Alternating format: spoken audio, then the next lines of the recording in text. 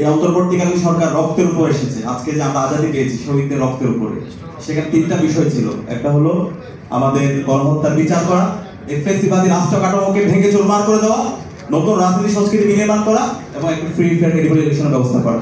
এগুলো যদি না করে আমরা যদি শুধুমাত্র নির্বাচন এবং নির্বাচনকে প্রায়োরিটি দিই, আলটিমেটলি আমরা আবার সেই ফেসিবাদের দিকে যাচ্ছি।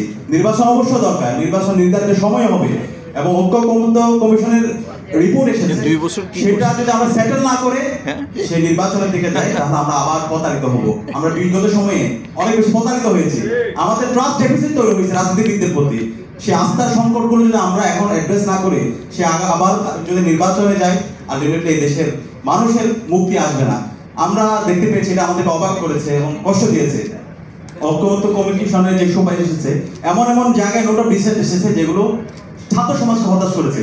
স্বাধীন আমাদের হচ্ছে যে স্বাধীন কর্ম কমিশন পিএসসির ক্ষেত্রে আমরা দেখতে পেয়েছি 27তম বিসিএস এর কি অবস্থা, একটা কলেজ থেকে কিভাবে নিয়োগ হয়েছে।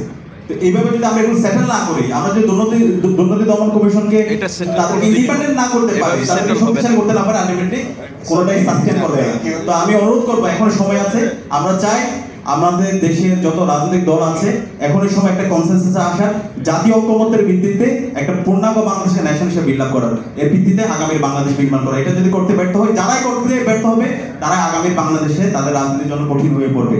এখনকার যে জেনারেশন জোনার মাধ্যমে তৈরি হয়েছে, তারা কাউকে ভয় পায় না। কেউ যদি ফেসিস্ট হতে চায়, কেউ যদি ফেসিবাদের উপাদানগুলো রেখে দিতে চায়, সেগুলোকে সম্পাদন করতে অসহযোগিতা করে, তাহলে পরিণতিটা এটা সবার জন্য খারাপ হবে। আমি অনুরোধ করবো, এই জায়গায় সবাই আমরা সহযোগিতা করবো, আমরা সবার কল্যাণ কামনা করছি।